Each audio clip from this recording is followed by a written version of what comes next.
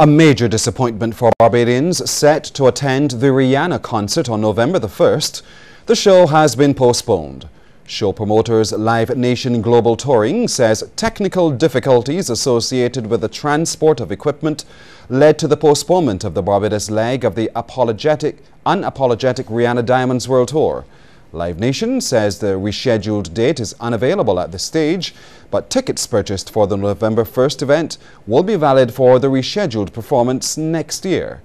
Fans who purchase tickets in cash may obtain a refund in person upon presentation of the original ticket beginning next Wednesday the 30th of October through Saturday November 1st between the hours of 10 a.m. to 6 p.m. at the Lord Erskine Sandiford Centre.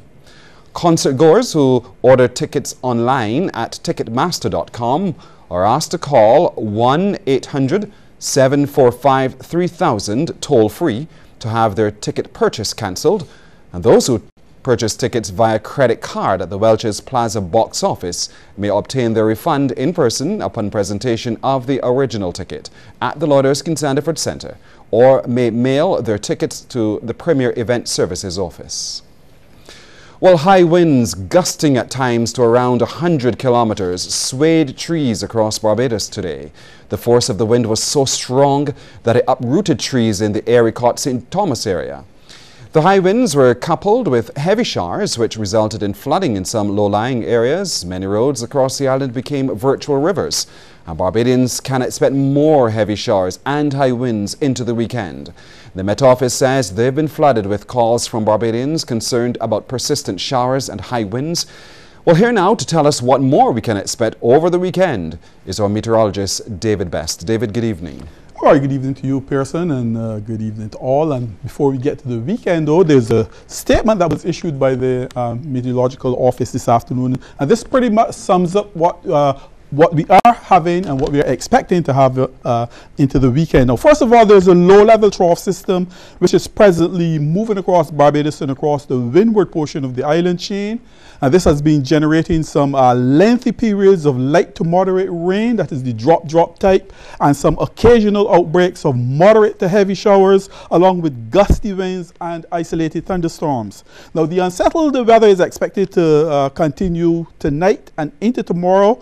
We are expecting some improvement, but we are urging residents in flood-prone areas to be very cautious, be very alert as to what is going on, because as I pointed out, there could very well be some pockets of pretty heavy showers and along with some gusty winds. I'll give you all the details later. Pearson? David, thank you. Well, those high winds prevailing across the island also affected our satellite receiving equipment here at the CBC today. As a consequence, the MCTV channels ABC, NBC and CBS were compromised. CBC is therefore working to restore service, but says the ongoing inclement weather is hampering repair work. CBC estimates it may take between 24 to 48 hours to rectify that problem. MCTV apologizes for the inconvenience caused. Culture Minister Stephen Lashley says some changes are in the offing for the National Lighting Ceremony on November the 3rd, where there will be a change of venue. He made the comments at his ministry at Sky Mall, Haggart Hall this morning. We are going to be having the lighting ceremony on the 3rd of November. And of course, there's also the other aspect of the Remembrance Day ceremony.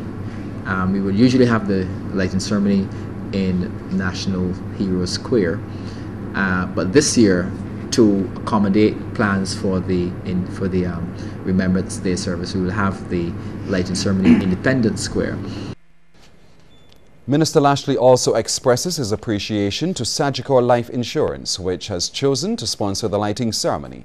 He has also called on all media houses to join together to light up the 17 roundabouts across the island as part of that national effort. Assistant Vice President for Marketing, Sagicor Life, Tracy Knight-Lloyd, says that the company is playing a role in promoting national pride. We therefore value our place in the Barbadian community, and we're committed to contributing to the growth and development of our nation and its people. And I just want to say this, as it relates to the lighting ceremony, Sagicor Life Inc. has been involved for 7 years, but our legacy company, Life of Barbados, would have been involved prior. So this is a 16-year commitment that we have made to Barbados to these independence celebrations, and it's one that we look forward to, and we watched it grow and develop, and we're very proud of the program. A call to take any attraction out of crime has come from Attorney General Adriel Brathwaite as he addressed a recent two-day stakeholders consultation on financial crimes. The thing though, however, is that we do need to work within our laws and within our respective departments to take the obvious benefit out of crime in this country. And therefore, the Inland Revenue has a role to play because if someone's lifestyle is inconsistent with their earnings, you have a role to play. Customs have a substantial role to play.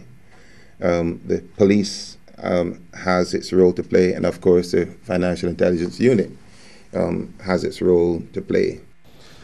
Mr. Brathwaite said the key to success is for all of the relevant agencies to cooperate and collaborate. We will not be successful if we don't have the kind of coordination that we want to have and that we want to benefit from after these next 2 days, because obviously there can be nothing more frustrating for police, for example, to spend their time and their hours, sometimes 15, 20 hours in a day, working on a matter, bringing the matter to trial, and then finding that it falls apart because of lack of cooperation, either at the DPP's level. I'm not saying this up there, but all I'm saying is that, you must understand how everything works.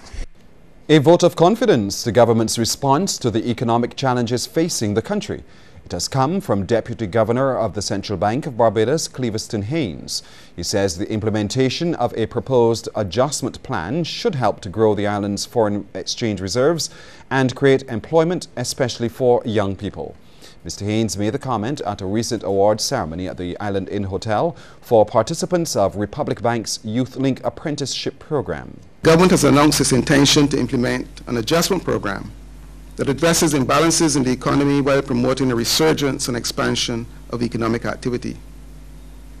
It is such growth that is needed to grow the foreign reserves on which our economy is built and to provide the jobs so that youth unemployment does not become so endemic that it threatens the fabric of our society. At the same time, adjustment programs such as those we have embarked upon force individuals and corporate entities alike to reconsider how we manage our affairs to ensure that we emerge stronger and more able to take advantage of new growth opportunities.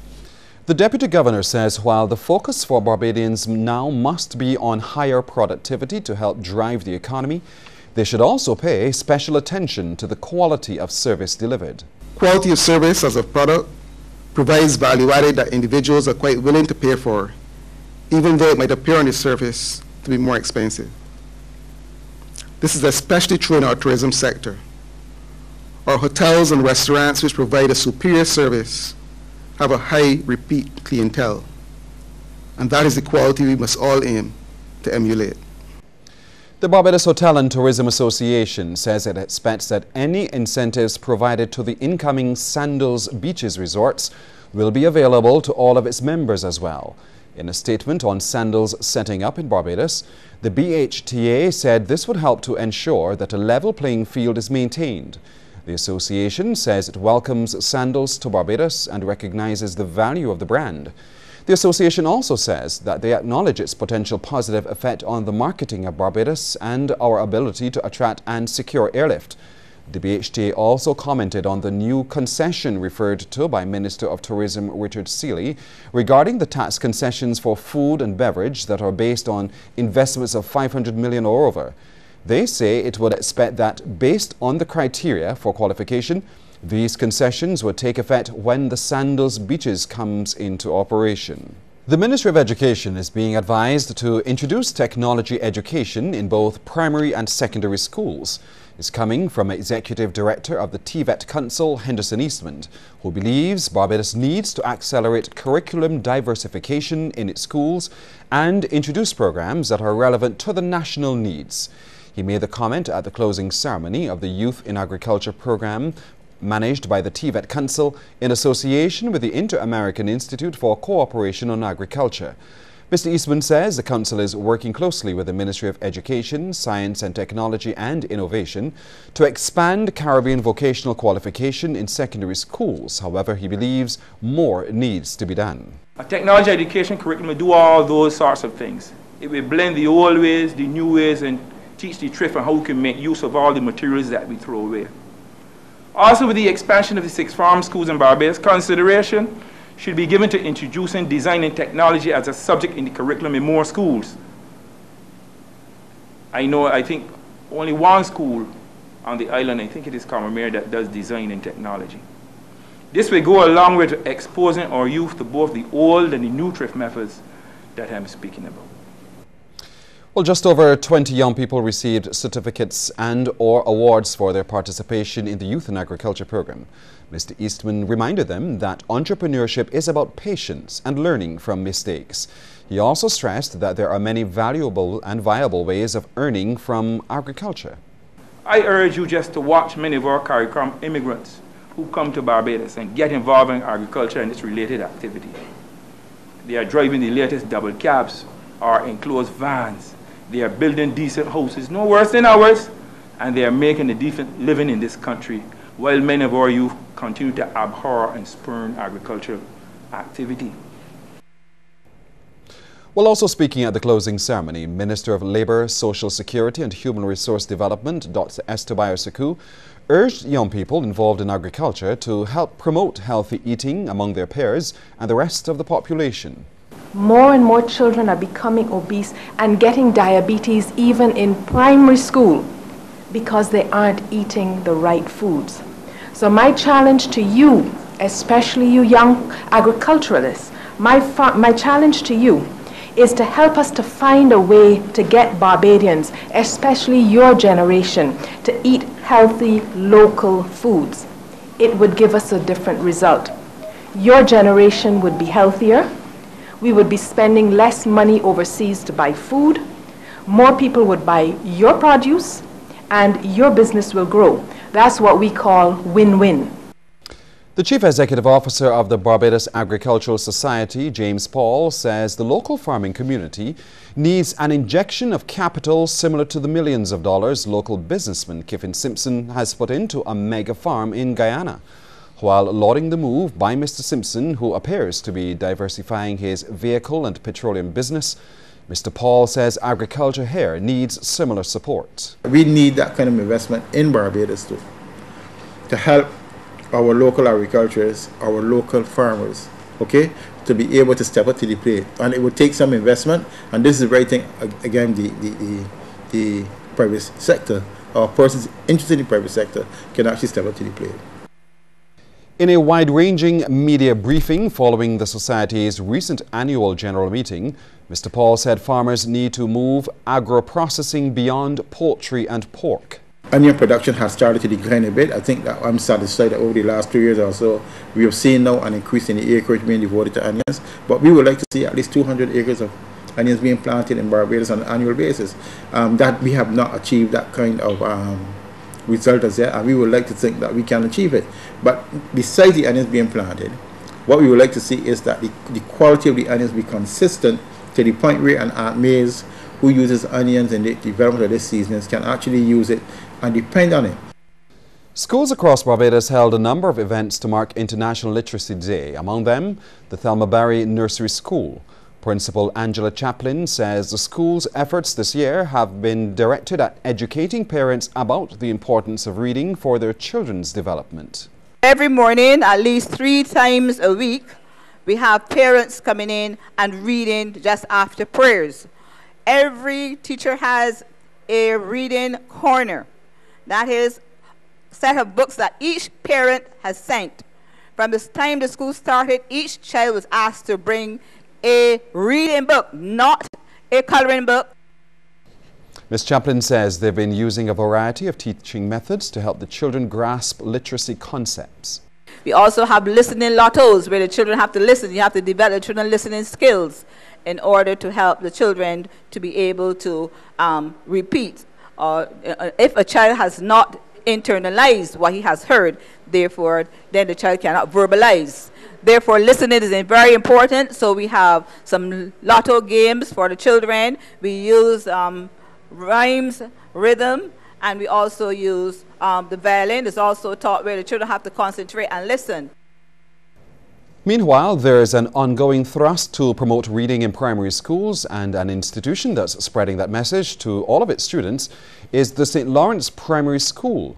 The school today held a reading competition, capping a week of events under the theme Read to Build Our Nation Language Arts. Coordinator Julia Eigard says they read stories of a number of personalities and taught about the importance of reading. To launch our week of activities, we started off with a puppet show, which was based on the importance of reading, no matter what type of occupation you have, how important it is to know how to read, especially if you're helping to build your nation and you're traveling to other countries and you're representing your country on an international level. So the children were generally very excited about reading, and I think after this week of activities, based on their experiences during the week, they understand the importance of reading. Well, the Caribbean Broadcasting Corporation's Greenhouse team reached out to primary schools in the Pine vicinity. Greenhouse members Billy June Langdon and Anne-Marie Burke handed over $500 checks to the Grantley Prescott Memorial School and the Wilkie Cumberbatch Primary. Greenhouse member Anne-Marie Burke says that the donation went to the 4-H clubs as the funds were gathered from raffles. We wanted to give back, as you said, to the schools, but we wanted to keep it within our theme. Our theme as Green Lights, as we called ourselves, was energizing naturally. So we chose the 4-H as a proper match, and then they're also celebrating their 50th anniversary, which is the same thing as CBC, so it was a partnership right across the board. So we did a lot of fundraising in-house, that is. We did raffles, we did limes, and as the money was raised, we put together enough that we could actually give back to these two organizations. Lives are in the making here, hearts are in the waking here. Words of the Combermere School song echoed from the mouths of students past and present gathered in the school hall during a special ceremony which is part of the annual Combermere Week. This year's theme, A Toast to the Women of Combermere, saw a special tribute paid to the Dr. Christina Hines Harrison. The lecturer at the University of the West Indies Cayfield campus is urging students that in the current competitive environment, they need to think about education even outside the classroom in preparation for the world of work. These are things such as how to get along with difficult people, because we all have people in our classrooms who we do not like, who give us a hard time. And this is an important skill, because when you go out into what people call the real world, there will be a lot of these people that you have to deal with. And you can't just curse them, even though you might want to, or tell them off. You have to find ways to deal with people. And these are important skills that employers say that a lot of our graduates do not have. Soft skills or interpersonal skills. How do they manage difficult situations? These are things that you can learn at school too.